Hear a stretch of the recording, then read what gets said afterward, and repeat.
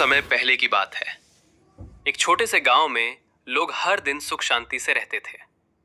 गांव के बीचों बीच एक सुंदर गणेश मंदिर था। कहते हैं उस मंदिर की स्थापना स्वयं एक महान साधु ने की थी और तभी से वहां प्रतिदिन आरती और भजन गूंजते थे। लेकिन गांव से कुछ दूरी पर एक बंजर जमीन थी, जहां रात को अजीब सी रोशनियां दिखती और डरावनी आवाजें सुनाई देती। गांव वाले कहते थे कि वहां एक शक्तिशाली चुड़ैल रहती है, जो इंसानों की आत्माओं को कैद करके अपनी ताकत बढ़ाती है। चुड़ैल का हमला। एक अमावस्या की रात को वो चुड़ैल गांव पर टूट पड़ी। हवा अचानक तेज हो गई, आसमान में बादल गरजने लगे और मंदिर की घंटियां अपने आप बज उठी।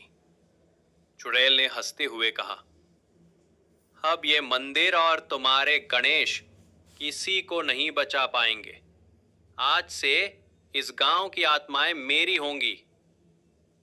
गांव वाले डरकर अपने घरों में छिप गए। चुड़ैल ने अपनी काली शक्ति से मंदिर की ओर बढ़ना शुरू किया। गणेश जी का प्रकट होना। जैसे ही उसने मंदिर के दरवाजे को छूना चाहा, अचानक गर्भगृह से तेज प्रकाश फैला। पूरा मंदिर जगमगा उठा और उस प्रकाश से गणेश जी प्रकट हो गए। उनके मुख पर मुस्कान थी, लेकिन गणेश जी ने गंभीर स्वर में कहा, हे दुष्टा, ये भूमि निर्दोष ग्रामवासियों की है। तेरी अधर्म की शक्ति यहां नहीं चलेगी।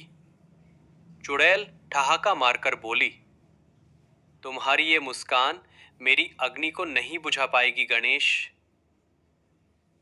युद्ध का आरंभ। युद्ध आरंभ हुआ। चुड़ैल ने हवा में आग के गोले फेंके, पर गणेश जी ने अपनी सूंड से उन गोलों को पकड़कर समुद्र जैसी शांति में बदल दिया। चुड़ैल ने काले धुएं से गांव को ढक दिया, लेकिन गणेश जी ने अपना मोदक उठाया और आशीर्वाद से वो धुआं मीठी खुशबू में बदल गया। चुड़ैल ने अपनी विशाल परछाइयां फैलाकर लोगों को डराने की कोशिश की, पर गणेश जी ने अपने वाहन मूषक को भेजा। मूषक में अपनी गति से उन परछाइयों को चीर डाला। आखिर में चुड़ैल ने अपनी सबसे बड़ी शक्ति का प्रयोग किया। उसने गांव के चारों ओर एक अदृश्य पिंजरा बना दिया, जिससे कोई बाहर न जा सके। लेकिन गणेश जी ने अपने हाथों से संकट मोचक मंत्र का उच्चारण किया। मंत्र के प्रभाव से वो पिंजरा राख बनकर गिर पड़ा और चुड़ैल जमीन पर गिर गई। गणेश जी ने कहा, पाप की राह छोड़कर धर्म का अनुसरण कर, वरना तुझे कभी शांति नहीं मिलेगी।